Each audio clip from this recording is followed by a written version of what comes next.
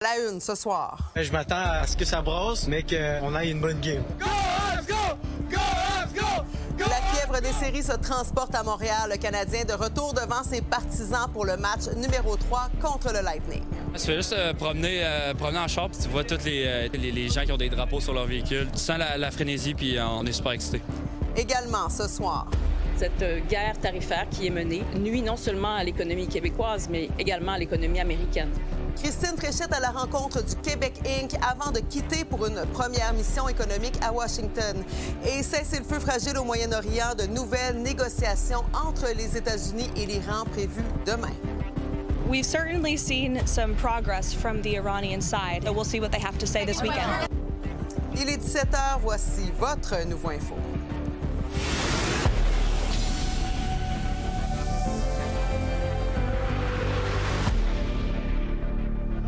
Bon vendredi tout le monde. Dans moins de 2 heures, les Canadiens de Montréal vont croiser le fer avec le Lightning de Tampa Bay. Les deux équipes sont présentement au coude à coude dans la série 1-1. On voit d'ailleurs des images en direct du Centre Bell. Déjà, il y a des centaines de partisans qui se sont donné rendez-vous. Notre équipe est aussi sur place. Lily, il y a déjà beaucoup d'ambiance. Écoute, Marie-Claude, le mot, c'est survolté ici avec les partisans à côté du Centre Bell. Les gens ont de l'énergie, les gens ont hâte de voir leur vedette ce soir parce que c'est le premier match à domicile de la série qui est à égalité. J'ai des partisans qui sont avec moi ce soir. Il y a Roméo. Roméo, c'est qui ton joueur préféré? Hudson. Est-ce qu'ils vont gagner ce soir? Surtout. Surtout, hein? Donc, il y a beaucoup d'enthousiasme ici. Je propose d'écouter d'autres partisans. Oh, toute une game, ma chère. Ah ouais? Oh que oui! Ça va brasser dans le Centre Bell. Ah oui? Ouais, Lightning sont venus de se tenir debout bien comme il faut parce que... Là, on s'est asseoir qu'on sépare les hommes des enfants. On s'attend à ce que le Canadien gagne. C'est à ça qu'on s'attend. Absolument. Et on est encouragés. On est en arrière d'eux. On les aime tous. Go, tous les gars, on les adore. Ils font leur job. Go, Habs, go! Go, Habs, go! Go, Habs, go! Go, Habs, go! Là, ce qu'on comprend, c'est aussi que les joueurs, eux, ressentent aussi là, l'énergie de la foule. Oui, ça peut être une source justement d'énergie, d'avoir autant de partisans qui nous encouragent comme ça. Et on sait ce soir, je le dis, ça va être survolté. Il y a les joueurs Zachary Bolduc et Samuel Carrier qui en ont parlé ce matin. Qu'est-ce que ça représente pour eux, tout cet amour-là des partisans? Je suis excité. J'ai vraiment hâte à ce soir. Le feeling de l'an passé, je m'attends que ce soit encore mieux ce soir. Donc, ouais, j'ai hâte qu'on ait l'énergie de la foule. Tu fais juste promener en char, puis tu vois tous les gens qui ont des drapeaux sur leur véhicule, puis les gens supportent leur équipe, puis c'est le fun. Hier, j'ai passé sur la rue en haut ici, puis j'ai vu qu'il y avait mis des grillages pour tous les gens qui allaient être là à l'extérieur de l'aréna pour regarder le match. Donc, non, tu sens la frénésie, puis on est super excités. Le match contre le Lightning de Tampa Bay commence vers 19h, donc dans moins de 2 heures. Mais déjà, il y a beaucoup d'ambiance ici. Nous, on reste sur place pour écouter les partisans, justement, qui ont tellement d'énergie. C'est le fun de rester ici. Ben oui, on va te rencontrer de vrais fans et on va te retrouver un petit peu plus tard dans le bulletin. À tantôt, Lily. À tantôt. Politique maintenant. Christine Fréchette va se rendre à Washington lundi pour une série de rencontres économiques. La première ministre va notamment discuter avec des représentants républicains et démocrates ainsi que plusieurs personnes de la communauté d'affaires. Bon, Jean-François, elle veut mettre la table pour la révision de l'ACEUM, l'accord de libre-échange Canada-États-Unis-Mexique. Oui, bien sûr, elle veut défendre les intérêts du Québec. On sait que le Québec est particulièrement touché par les tarifs qu'il y a en ce moment quand on pense à l'aluminium, notamment le bois, l'acier également. Donc, on va aller défendre les intérêts du Québec, rencontrer les gens également de l'industrie et aussi du politique à Washington. On sait que François Legault y est allé il y a quelques mois, donc Christine Fréchette veut aller faire sa présence là-bas, se faire connaître également et bien entendu, comme tu l'as dit, préparer le terrain pour cette renégociation-là qui aura lieu au cours des prochains mois. Je peux te laisser entendre ce qu'elle va dire ce matin, Christine Fréchette, après une rencontre qu'elle a eue avec les gens d'affaires du Québec. Je vais tenter d'influencer la suite, le cours des choses pour la suite. Rappeler l'importance de notre accord économique, rappeler l'importance de nos liens commerciaux. Le Canada, c'est le plus grand partenaire économique des États-Unis. Puis le Québec, on est au cœur d'un grand nombre de secteurs. Alors, rappeler tout ça, établir le contact, bien sûr. Je viens d'arriver en poste, alors je veux établir mes propres contacts avec les représentants que je vais rencontrer, les entreprises également. Alors, ça va être important. Puis on va pouvoir garder le contact pour la suite et puis entamer un dialogue. Jean-François, on a l'impression que la communauté d'affaires apprécie l'approche de Mme Fréchette, du moins jusqu'à maintenant. Bien, surtout qu'il a décidé de les rencontrer assez tôt. Hein. Elle a été officiellement assermentée seulement la semaine dernière. Et voilà qu'elle les rencontre pour savoir un peu ce qu'ils ont en fait comme objectif là, du côté des gens d'affaires. Tout le Québec Inc., si on veut, a été rencontré aujourd'hui. Voici une réaction. Je pense que l'objectif, c'est d'établir un premier pont. C'était de prendre le temps d'écouter le milieu, d'aller chercher les informations les plus à jour pour justement ces prochaines rencontres, notamment ces rencontres à Washington. Donc, je pense que c'est un premier pas. Puis maintenant, bien, les mesures devront être mises en place. Puis on est quand même confiants. Et ça a été quand même une semaine assez agitée pour Christine Fréchette. On peut dire qu'elle a été assez hyperactive depuis qu'elle a été assermentée. Il y a eu, bien entendu, l'assermentation du Conseil des ministres un peu plus tôt cette semaine. Mais déjà, là, on parle de l'annonce qui était fort attendue hier du côté de l'hôpital Maisonneuve-Rosemont. 700 millions de dollars, 7 rencontres avec les gens du Québec Inc. et maintenant 7 visites à Washington. On sait que la semaine prochaine également, elle va tenir un caucus à Rivière-du-Loup pour rencontrer ses députés avant le début de cette courte session de 5 semaines. Donc, vraiment, elle place ses pions rapidement et elle est très motivée à faire rapidement des changements pour les Québécois. Effectivement, on a l'impression que tout se passe en accéléré. Merci beaucoup, Jean-François. Par ailleurs, la Fédération des médecins spécialistes affirme avoir réussi à conclure une entente avec l'arrivée de Sonia Bélanger à la santé. Les relations avec le gouvernement se seraient donc adoucies après le départ de François Legault et de l'ex-ministre de la Santé, Christian Dubé. Les médecins ont entériné à 86 % le nouveau contrat de travail qui prévoit 9 % d'augmentation sur 5 ans et 2 % selon les cibles de performance. Ça représente des investissements d'au moins un demi-milliard. Puisqu'il y a des engagements de part et d'autre, bien, on est obligé de se parler en continu pour que de part et d'autre, on lève le drapeau rouge si les choses ne nous permettent pas d'atteindre les objectifs qu'on s'est fixés. Alors, cette nouvelle approche-là de collaboration avec le Trésor, le ministère de la Santé, Santé Québec, je pense que ça va être favorable aussi. Vous avez un sujet d'enquête à nous soumettre. Je vous invite à m'écrire par courriel à l'écran. Les autorités continuent de surveiller l'état des cours d'eau. L'Outaouais, les Laurentides, la Naudière, la Mauricie, certains quartiers de Montréal sont toujours touchés par les crues printanières. D'ailleurs, l'état d'urgence est toujours en vigueur à Fort-Coulonge, dans la Petite-Nation, où des dizaines de résidences ont été évacuées.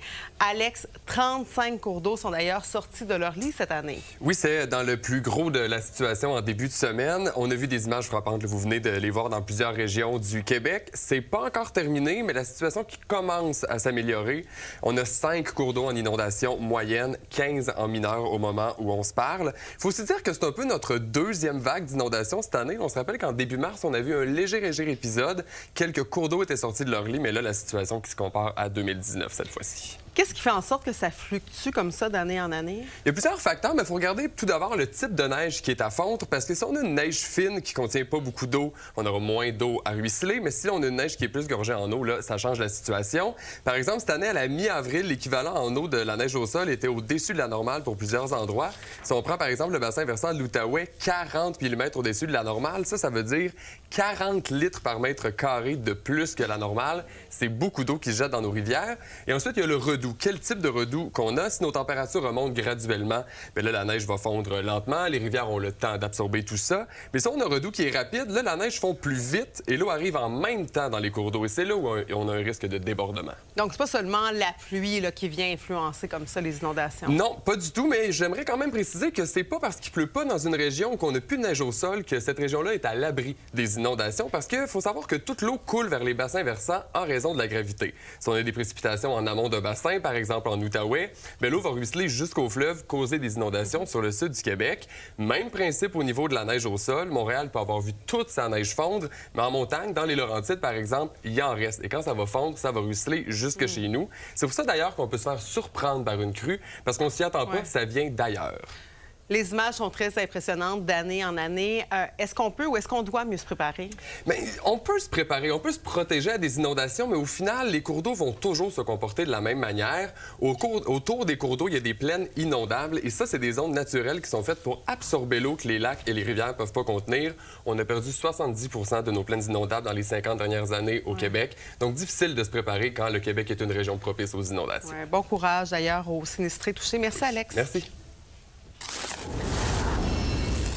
2026 a déjà un triste bilan en matière de féminicide. Et là, il y a un organisme qui aide les hommes aux prises avec des problèmes de violence qui est complètement débordé. Les demandes faites à cette ressource de la Haute-Yamaska ont triplé en 6 mois seulement et sa liste d'attente continue de s'allonger. Alexandra Paré a rencontré des hommes qui sont allés chercher de l'aide avant de commettre l'irréparable. J'ai appelé mon fils puis je lui ai dit, regarde, c'est fini. Je crois qu'avec Jacques, ce qui a fait vraiment peur, c'est sa tentative de suicide. Quand on parle d'un homme de cet âge-là, il faut se rappeler la culture qui traîne, la façon que la religion était propagée. Les parents, il y avait 12 enfants, les enfants se faisaient battre. Il n'y avait pas d'espace pour des petits câlins. Là, ça m'a pris une douleur dans la poitrine. Moi, j'ai eu des gros problèmes émotifs avec mon épouse. Et puis, elle m'a quitté. Je me suis rendu à me choquer, mettons. T'sais. Il a fallu que mon intervenant travaille fort, mais il a fallu que je travaille fort. Finalement, elle est revenue chez nous, puis on est heureux ensemble depuis ce temps-là. Je vous aime toutes. C'est mon bébé oiseau, je les appelle comme ça quand il est rendu grand, c'est rendu un grand oiseau. Quand ils m'ont rencontré, au début, je me sentais pas trop à l'aise parce que j'ai eu des problèmes de consommation, j'ai eu des problèmes dans ma vie. Puis la DPJ est rentrée dans notre vie. Ce qui m'a vraiment aidé, c'est qu'ils m'ont regardé puis ils m'ont dit « on te croit, nous autres ». Son gars était toute sa vie. Il a tout donné. Puis ça, c'est un exemple incroyable de plusieurs hommes qui viennent ici, qui sont bouleversés de savoir qu'ils vont transmettre des comportements violents. Je te parle pas nécessairement d'être violent avec leur enfant, mais je te parle de voir un papa qui donne un coup sur la table. Dans le fond, j'ai mon fils avec moi à temps plein maintenant. Il est attachant, il est gentil. Comment dire, c'est toute ma vie. Parfois, j'ai un trop-plein, puis quand ça pète trop. Et je trouve que, tu sais, la violence est parmi les choses où l'homme peut descendre le plus bas, où est-ce qu'il va avoir le plus de difficultés à s'en remettre. C'est dur d'avoir à se pardonner, d'avoir frappé. T'as déjà fait ça, genre? Ouais. La façon que je vais me poser, c'est « je te juge pas ». J'étais à bout, puis c'était une façon de m'en sortir qui était pas élégante, que j'ai regretté, qui m'a amené à avoir envie de mourir. C'est une façon de s'autoréguler intérieur qui est excessivement nocive et dangereuse pour tous. Fait que moi, quand je t'accueille, je ne vois pas l'homme violent, je vois l'homme. Pour obtenir de l'aide à la ressource pour hommes de la Haute-Yamaska, composez le 450-777-6680. À Granby, Alexandra Paré pour Nouveau Info. Parlons maintenant du taux de chômage chez les jeunes qui est 2 fois plus élevé que la moyenne nationale. Les plus touchés, ce sont les étudiants de 15 à 24 ans. À l'approche de l'été, plusieurs d'entre eux se cherchent un emploi sans succès. Pourtant, il y a des employeurs qui disent avoir du mal à recruter. Le reportage d'Eliott Tremblay. Les terrasses des restaurants ouvrent, les camps de jour aussi, bref, c'est la saison des emplois d'été. Mais pour plusieurs jeunes, c'est pas si facile que ça se faire embaucher. Faut que ça soit persistant parce que ça prend du temps. Faut que tu ailles voir partout puis tu retournes. C'est sûr que maintenant, c'est difficile. Là. Moi, je suis à la recherche d'un emploi, donc surtout pour les finissants, ça peut être difficile de se trouver un emploi entre le cégep et l'université. Pourtant, il y a plusieurs postes d'affichés. Il y a même des employeurs qui disent avoir de la difficulté à trouver des jeunes pour travailler. C'est le cas d'Annie Clavette. Toi, t'es pas loin de 3 restaurants, 4 food trucks, Puis, plus notre traiteur en plus. Plus le traiteur. Ouais. Donc, la job à offrir, t'en as en masse, mais de trouver du monde, c'est quand même, c'est pas facile. Non, c'est pas facile. Puis nous, dans le fond, la plupart de nos emplois, là, je dirais que ça commence autour de 19 de l'heure. Donc, on offre quand même des très beaux salaires. Là. Le salaire est bon. Qu'est-ce qui explique que c'est dur de recruter? Au niveau des jeunes, peut-être l'image d'avoir des parents qui travaillent à la maison. On a peut-être plus envie d'être cocooning, de pouvoir avoir quelque chose qui vient à nous, un salaire qui vient à nous sans nécessairement faire l'effort qui va avec, je le sais pas. Beaucoup de monde, je pense, ils veulent que ce soit quelque chose de léger, mais aussi que ça soit bien payé. Mais ils savent pas vraiment ce qu'ils veulent faire aussi. T'en reçois-tu vraiment beaucoup des CV ou t'as l'impression que t'en reçois pas assez? Bien, moi, je trouve que j'en reçois pas assez. T'as envoyé combien de CV à peu près avant de trouver un emploi? Des dizaines et des vingtaines. Oui, mais je pense que c'est vraiment ça pour tout le monde, là, aussi. J'allais plus en présentiel, mais je pense que j'ai fait beaucoup de centres commerciaux, puis je revenais souvent. Je pense que j'en ai déposé une bonne cinquantaine, ouais. Bien, les candidatures, quand on en reçoit puis qu'on fixe des entrevues, c'est ce qui est le festival des no-shows qu'on appelle. Les gens ne se présentent même pas là, pour faire leurs entrevues. C'est environ depuis 2023 qu'on observe un changement au niveau du taux de chômage chez les jeunes. Puis j'ai eu un appel à ce sujet-là avec une chercheuse spécialisée sur la jeunesse puis le milieu du travail. Et on sort d'une phase d'une conjoncture assez favorable jusqu'à la fin de cette année, jusqu'à la fin de 2023, où on était plutôt dans un contexte de pénurie main-d'œuvre. Donc, on voit, oui, augmenter depuis ces moments-là par les ralentissements, notamment de l'économie canadienne, les chômages, mais ça ne touche pas non plus tous les jeunes. Ce sont vraiment les plus jeunes des jeunes qui ont été touchés par l'augmentation abrupte du chômage. Un autre facteur qui pourrait expliquer le haut taux de chômage chez les jeunes, c'est que bien souvent, ils ont moins d'expérience que les autres travailleurs. Donc, ils occupent des emplois un peu plus précaires. Et quand le marché du travail ralentit, bien, ils sont les premiers à perdre leur poste. À Montréal, Elliot Tremblay pour Nouveau Info. Attention, il y a une éclosion de rougeole au Québec et il y a un nouveau cas qui a été recensé dans la région de Joliette. On est rendu à 6 cas déclarés cette année, donc pas besoin de paniquer. Mais si tu as été à Joliette dans les dernières semaines, tu devrais regarder la liste des lieux où tu pourrais avoir été exposé à la maladie. Et il faut regarder pour les symptômes toux, fièvre, nez qui coule, conjonctivite et évidemment éruption cutanée. On parle notamment des personnes qui sont allées magasiner aux Galeries de Joliette le 20 avril ou encore au Walmart ou au Super C. Après, on a une liste complète et une carte disponible en balayant le code QR. Bon, pour les personnes qui sont vaccinées ou qui sont nées avant 1970, il y a très peu de risques. Pour les personnes non vaccinées, il est conseillé de prendre rendez-vous ou de s'isoler si vous avez pu être en contact avec une personne malade. Si on en parle beaucoup, c'est parce que c'est une maladie qui peut être très contagieuse et dangereuse, surtout pour les jeunes enfants et les personnes avec un système immunitaire affaibli. Petit rappel que le Canada a perdu en 2025 son statut de pays où la rougeole est éliminée. Il y a eu plus de 5000 cas l'année passée, surtout en Ontario et en Alberta. Au Québec, on en comptait une quarantaine. Un adolescent blessé par balle en pleine nuit à Québec. Les détails au retour dans notre tournée des régions.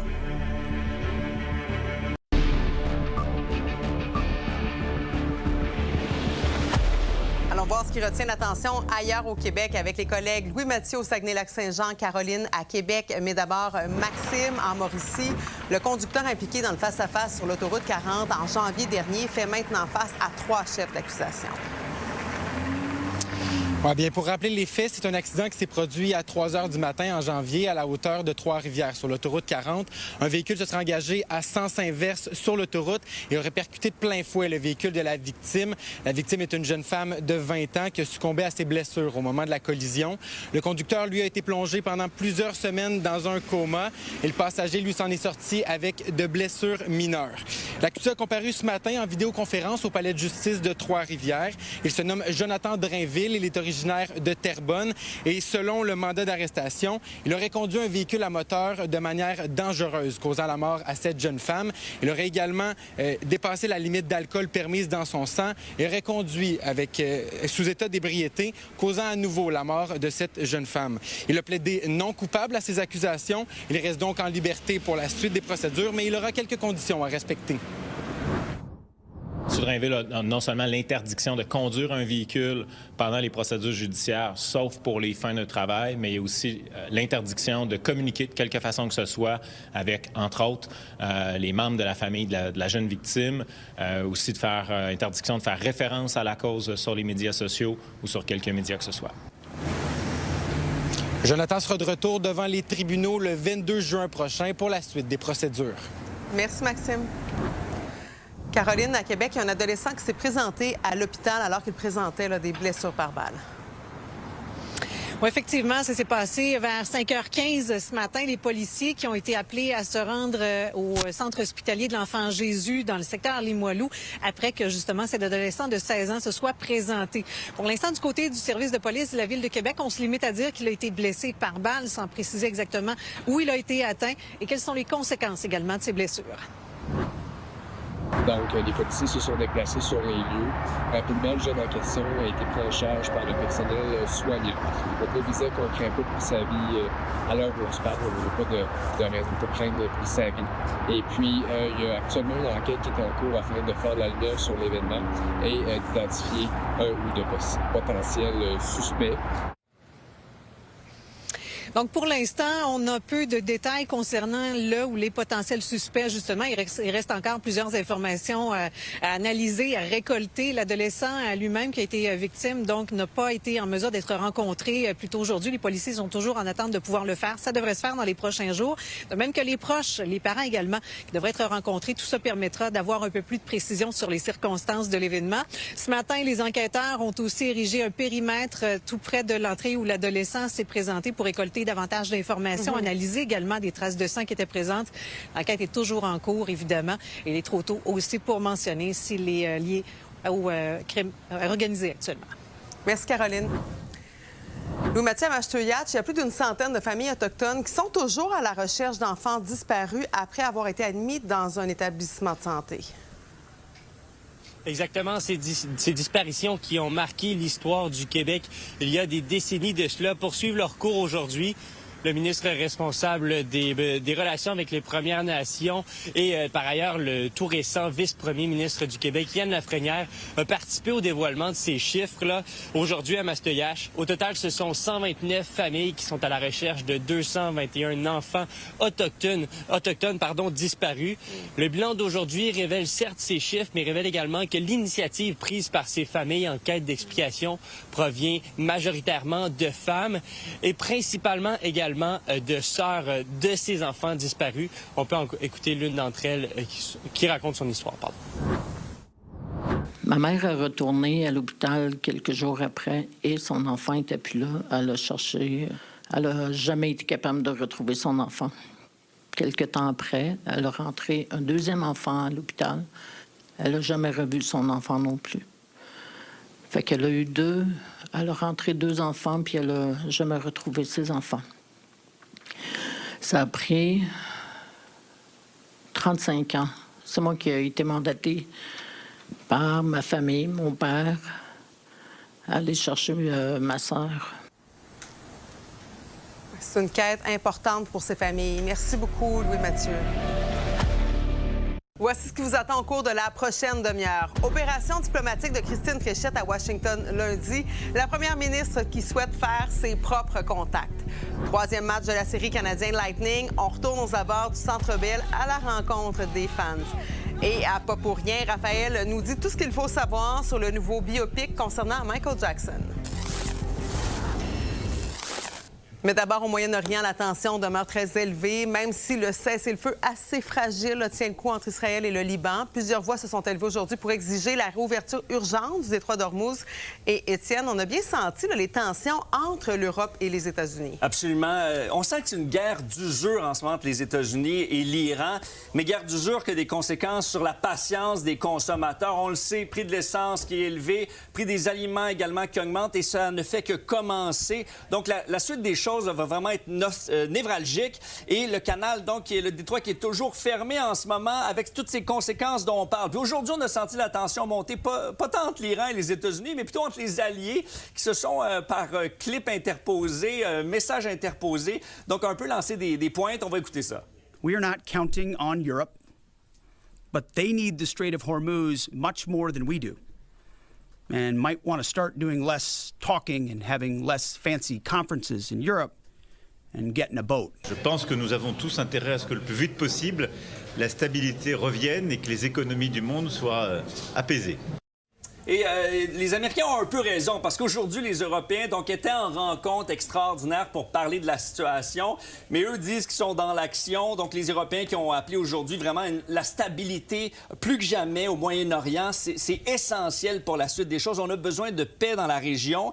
Mais là, c'est tombé dans les dernières heures. Les émissaires américains Steve Witkoff et Jared Kushner qui se rendent demain à Islamabad, au Pakistan. Ils vont aller rencontrer M. Arghachi, donc, qui est le ministre des Affaires étrangères iranien. Rencontre essentielle. On verra qui va céder entre l'Iran et les États-Unis, même si on sent vraiment une fatigue entre les différents partis. Et dans les dernières heures, cet après-midi, la porte-parole de la Maison-Blanche qui a fait le point sur les négociations. Iranians want to talk. They want to talk in person. And so the president is, as I've said many times to all of you, always willing to give diplomacy a chance. So we hope progress will be made and we hope that positive developments will come from this meeting. Autre dossier qui nous concerne encore un petit peu plus. Il y aura une première rencontre lundi dans le cadre de la renégociation de la CEUM, l'accord Canada-États-Unis-Mexique. Absolument. Il y aura beaucoup de monde là-bas. Dominique Leblanc, notamment ministre fédéral, la négociatrice en chef du Canada également, qui a parlé cette semaine, qui a dit « ça ne sera pas facile ». Il y a beaucoup de demandes des Américains. C'était les paroles de Janice Charest cette semaine. Christine Fréchette, qui va être là également, première ministre du Québec. Mais aujourd'hui, c'est Pierre Poilievre qui s'est mêlé de tout ça, chef du Parti conservateur. Il a dit que la stratégie canadienne de M. Carney était assez floue et donc il lui a lancé quelques pointes. Nobody can tell anybody what Mr. Carney's position is. You know, he says on Sunday that trade between Canada and the U.S. is our weakness, and then he says yesterday that he believes that Canada and the U.S. are stronger together. It's not just that we don't know Mr. Carney's strategy, we don't even know his goal. From day to day, he contradicts himself.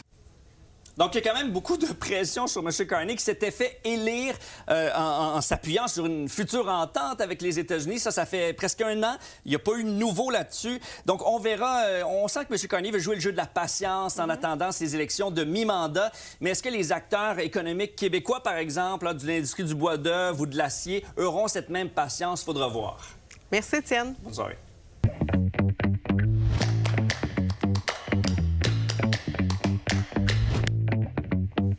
Allô, Alain. Salut, Marc-Claude. Alors, justement, Christine Fréchette qui va se rendre à Washington lundi pour défendre les intérêts du Québec pour la révision de la CEUM. Une mission économique est claire. Est-ce que c'est un test important pour Mme Fréchette? Oui, tout à fait, parce que Christine Fréchette tente de devenir la candidate de l'économie. Elle a Charles Milliard du Parti libéral du Québec qui aussi joue ce jeu-là. En même temps, le Parti québécois tente de prendre sa place dans le discours économique. Donc, on voit que Christine Fréchette multiplie les rencontres. Elle a eu sa rencontre avec Mark Carney. Elle semble vouloir montrer un discours rassembleur, de travailler en partenariat et non pas en confrontation.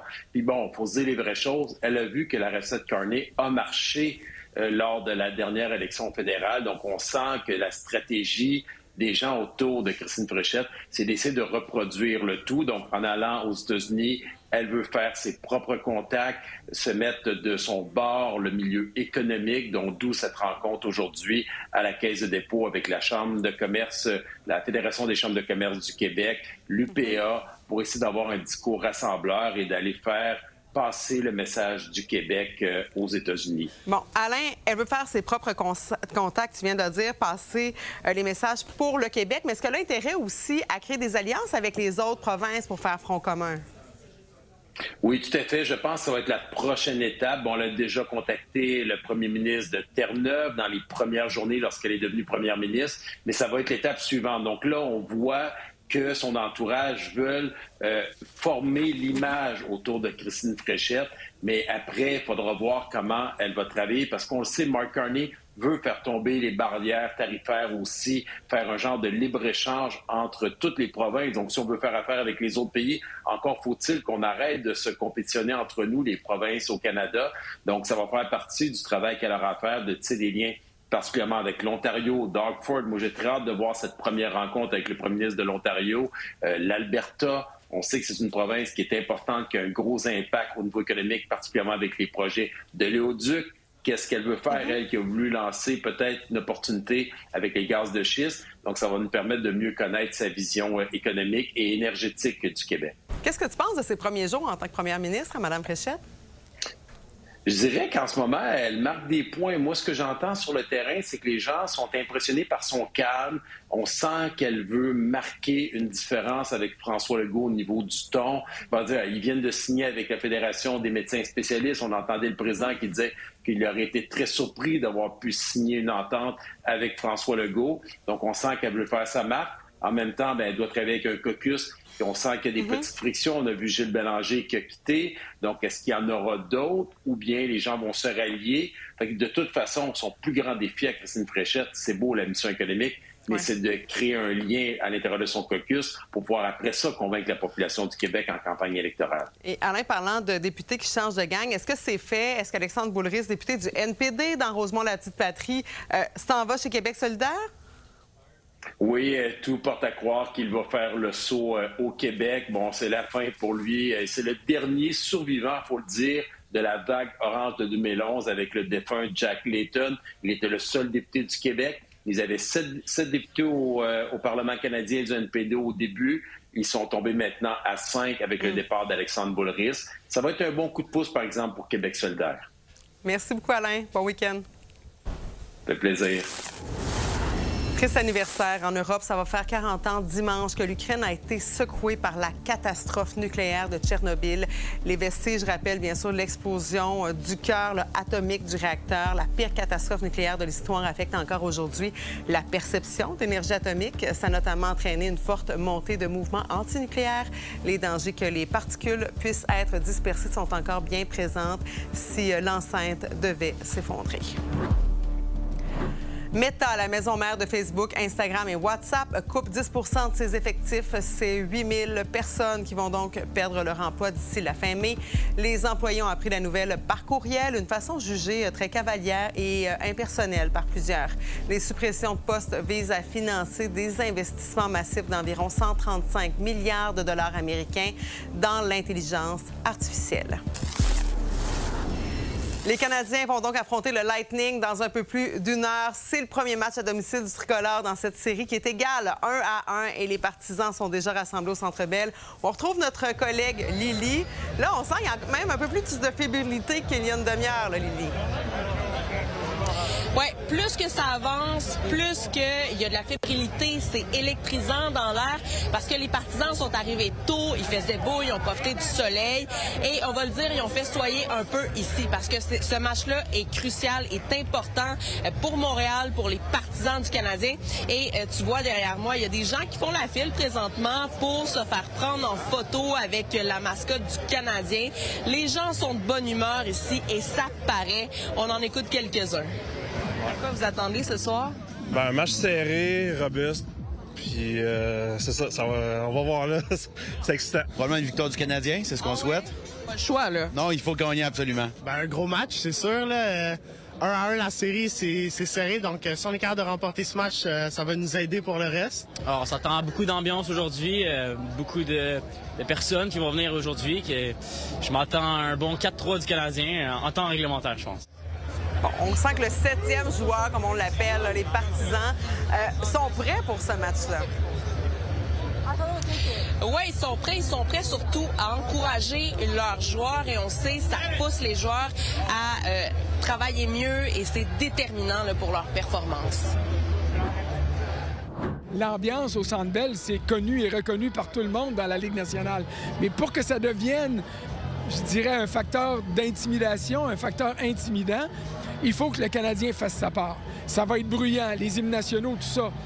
Mais si le Canadien marque le premier but, je parlais avec un de mes vieux collègues ici, si le Canadien marque le premier but, le Centre Bell, ça va être un véhicule convertible. Le toit va lever et on va jouer à ciel ouvert. Et puis c'est un peu ça que ça prend. Nous, en tout cas, on va être là pour vous raconter tout ça ce soir à 22h. C'est sûr que ça va être électrisant, complètement survolté. Là. Ben oui, on se repart dans le bulletin de 22h. Bon match, Lily. Merci. La crème de la crème des créateurs de mode canadiens célébrée à Montréal. On vous amène dans les coulisses des Canadian Art and Fashion Awards au retour.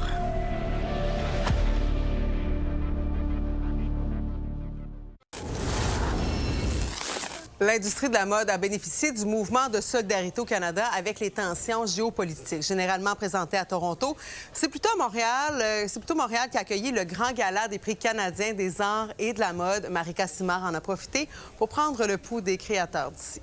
Je pense que le fast fashion arrive au bout de quelque chose. Les créateurs de mode canadiens doivent rivaliser avec le fast fashion. C'est un défi en soi, mais pas insurmontable. On s'est rendu sur le tapis rouge des CAFA Awards pour en discuter avec les principaux intéressés. On va jamais faire mourir les H&M et les Zara de ce monde, ça, on est très conscients. Mais je pense que les gens ont une conscience environnementale. Quand ils achètent des pièces, ils veulent des pièces qui vont perdurer, qui ont une essence, qui ont une histoire. J'aime mieux investir dans un statement piece, quelque chose que je vais pouvoir garder, que ma fille va pouvoir porter, plus qu'un vêtement que je sais que la saison prochaine, de toute façon, j'aurais même plus envie de le porter. J'intègre énormément de marques de designers québécois, canadiens, montréalais. J'aime ça, leur donner la possibilité de se faire voir. Par exemple, la couverture du L Québec que j'ai fait avec Jeannette Bertrand, j'ai fait porter du Lac Washimoto. Dans le Véromag, tous les dossiers mode que je fais, les portraits femmes, portraits hommes, j'essaie d'intégrer toujours des designers d'ici. Et là, c'est toi qui as habillé Isabelle ce soir. Elle me parlait de 8 looks différents. 8 looks qui proviennent de créateurs canadiens. La tête aux pieds est habillée chaussures, accessoires, vêtements, tout est créateur canadien, québécois. Je vais te dire, moi, depuis mes années à Flash, disons, là, oui, à l'époque de TQS, j'ai toujours trouvé ça important de mettre en lumière les designers de chez nous. Fait que c'est dans la continuité de ce que je fais. Je suis contente que les gens aussi commencent à apprécier davantage. Puis l'autre affaire, m'a dire, c'est que ça me permet de rencontrer, de découvrir des nouveaux designers comme Dodie. Je sais pas si vous connaissez Dodie. Gros coup de cœur pour cette designer. Oui. Donc, 9 filles ce soir qui sont habillées. Ce soir, je suis tellement flattée. Je pense vraiment, je m'attendais pas. J'ai été flattée même d'être nominée. Ça fait seulement 3 ans que la marque existe. Il y a une autre fille qui est habillée aussi en Dodie, qui est juste là. Quand on achète du fait chez nous, peu importe que ça soit une robe comme celle-là ou un vêtement de tous les jours, étant donné qu'il y a une éthique puis une fabrication qui est beaucoup plus de qualité, bien, ça va nécessairement plus durer. Puis moi, là, j'aimerais tellement ça, que les gens comprennent, mais il faut retourner un peu en arrière puis enlever certaines choses qu'on a appris qu'un vêtement peut coûter 10 $, là, un peu rééduqué. Dans ce contexte, non seulement économique, mais aussi du fast fashion où on dénonce énormément, on va les nommer, là, les Temu, les Shein de ce monde. Comment est-ce qu'on fait pour perdurer? Il faut vraiment beaucoup aussi expliquer aux gens notre philosophie, d'expliquer vraiment aussi c'est quoi consommer mieux, consommer des beaux produits, des belles qualités aussi qui durent longtemps. T'sais, on essaie aussi de rester à échelle humaine. Donc, t'as pas besoin de faire une quantité astronomique de vêtements, de les jeter, d'en faire la même quantité la saison d'après quand tu fais des pièces qui sont bien faites. Je pense que les gens sont de plus en plus sensibles, faire confiance à la jeunesse aussi, faire confiance à nos créations. À Montréal, Marika Simard pour Nouveau Info.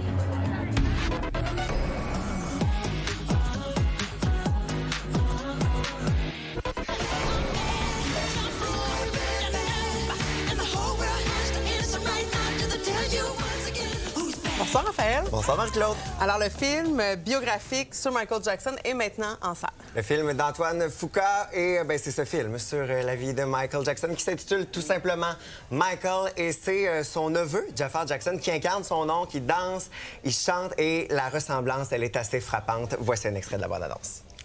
We need to capitalize on Michael's success because the Jackson family is the brand. That's our Coca-Cola. And we need to start selling. So, j'ai envie de dire que Jafar Jackson sauve le film. C'est sa performance qui est marquante dans ce film-là. Les scènes musicales aussi sont très, très marquantes.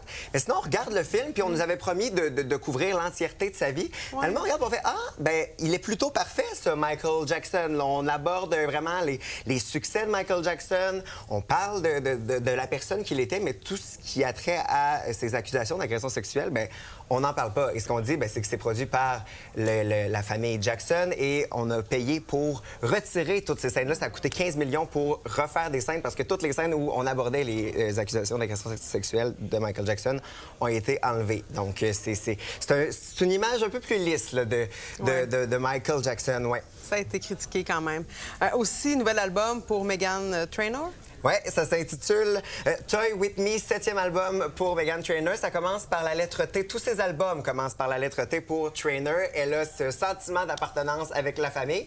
Ça devait venir avec une tournée, là, cet album-là, mais finalement, bon, elle a eu un bébé en janvier. Nouvel album, c'était un peu trop pour la chanteuse, donc elle a décidé de laisser tomber la tournée, mais elle a eu le temps de faire des vidéoclips et aujourd'hui, midi, elle a lancé Shimmer.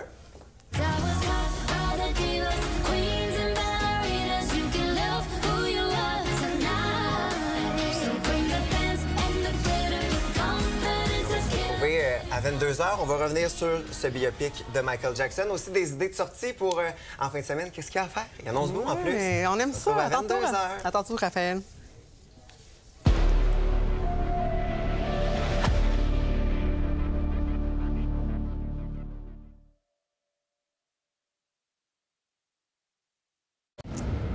Bonsoir Yannick, bonsoir Frédéric. Bonsoir Marie-Claude. Tout au long de notre bulletin, on a entendu des partisans du tricolore très, très fébriles. 3e match de la série canadienne Lightning. Ce soir, ça se passe au Centre Bell. C'est pas mal ce qui retient l'attention au Québec actuellement et surtout dans la très grande région montréalaise. Le Canadien de Montréal, donc, qui joue ce soir face au Lightning de Tampa Bay. Premier match au Centre Bell et ils sont très nombreux, les partisans, à s'être massés aux alentours du Centre Bell, tôt d'ailleurs, en début d'après-midi. Là, il y en a vraiment beaucoup. Et tu comprendras que tous ces partisans-là n'ont pas nécessairement des billets pour aller assister au match. Mais il y a bien des gens qui souhaitent se déplacer comme ça parce qu'ils veulent vivre avec d'autres partisans cette frénésie des séries. L'année dernière, le Canadien y avait participé aux séries éliminatoires, mais n'avait gagné qu'un seul match face aux Capitals de Washington. Ça avait été la folie. Alors, on souhaite revivre évidemment cet engouement à nouveau ce soir, alors que le match va débuter dans un peu plus d'1 heure. Est-ce que Martin Saint-Louis va apporter des changements à la formation? On ne pense pas. Il n'y avait pas de formation de trio ce matin. Il y a eu Joe Veleno et Brendan Gallagher qui ont fait du temps supplémentaire. Donc, le bonhomme que vous voyez, là, Kirby Dach, qui a été pointé du doigt pour la défaite de mardi à Tampa, devrait en principe jouer le match de ce soir. Il faut dire que ça a été 2 matchs extrêmement serrés qui ont nécessité de la prolongation. Alors, on peut s'attendre aussi à un match tout aussi serré dans le match numéro 3 ce soir. Fred te parlait de l'ambiance qu'il y a au Centre Bell. Et pour Martin Saint-Louis, les joueurs également, c'est très spécial de jouer au Centre Bell en séries éliminatoires. Martin Saint-Louis qui affirme, on va l'écouter, là, affirme que c'est très particulier de diriger un match des séries alors que les siens sont avec lui pour vivre ce moment spécial. La famille en ville, t'es excité pour les séries, puis excité de match à la maison. L'ambiance, tout ce que ça apporte, c'est une très belle expérience. Puis je suis content de pouvoir la partager avec ma famille. OK. Et je te rappelle également qu'en fin de semaine, la Victoire de Montréal qui va disputer son dernier match de la saison contre le Torrent de Seattle. La Victoire de Montréal qui est toujours au premier rang du classement de la LPHF. Elle va affronter la pire équipe du circuit. Alors, avec une victoire, ça consolide le premier rang. Les séries qui vont commencer la semaine prochaine. On parle aussi de soccer parce que le CF Montréal va tenter de gagner un 2e match de suite demain.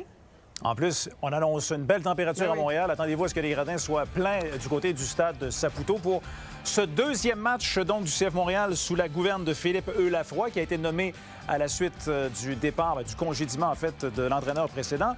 Donc demain, ce match, il est face au New York City FC. Une équipe qui va en être à un 5e match en 15 jours. Alors, il risque d'avoir les jambes un peu lourdes. Ils occupent le 7e rang dans l'Est. Ça serait important pour le CFM de commencer à engranger des victoires, évidemment. Et je te signale également que c'est le début de la nouvelle saison des Roses de Montréal également. Pas plus tard que demain, ils vont aller faire un tour du côté du Wild à Calgary pour amorcer leur 2e saison. Je vais te parler également de tennis parce que malheureusement, Victoria Mboko a perdu son match en 2 manches de 6-4 et 6-1 contre Cathy McNally. Malheureusement, c'est à Madrid. Malheureusement, Gabriel Diallo a été contraint à l'abandon lors de son match.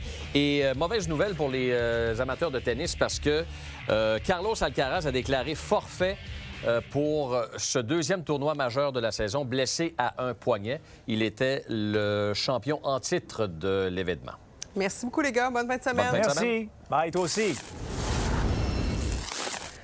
Un autre astronaute canadien va bientôt s'envoler dans l'espace après Jeremy Hansen, qui faisait partie de la mission Artemis 2. Cette fois, c'est l'Albertain Joshua Kirktrick qui quittera la Terre à la mi-septembre. Ce sera sa première mission. Le Canadien va séjourner à la Station spatiale internationale. Là-haut, Joshua Kirktrick va mener des expériences scientifiques en plus de faire de la maintenance et des opérationnelles. Donald Trump s'est une fois de plus assoupi en plein point de presse. D'ailleurs, on le voit présentement dans le bureau ovale où il cogne quelques clous. Le président américain a été filmé les yeux fermés lors d'une annonce sur les prix des médicaments hier. Les images sont rapidement devenues virales. Ça ravive les questions sur son état de santé. Arroseur arrosé, peut-être. Donald Trump critiquait souvent son prédécesseur Joe Biden. Peut-être qu'il fait trop souvent des truths social au beau milieu de la nuit. Alors, à 22h, bien sûr, on vous parle de ce match de série. À tantôt.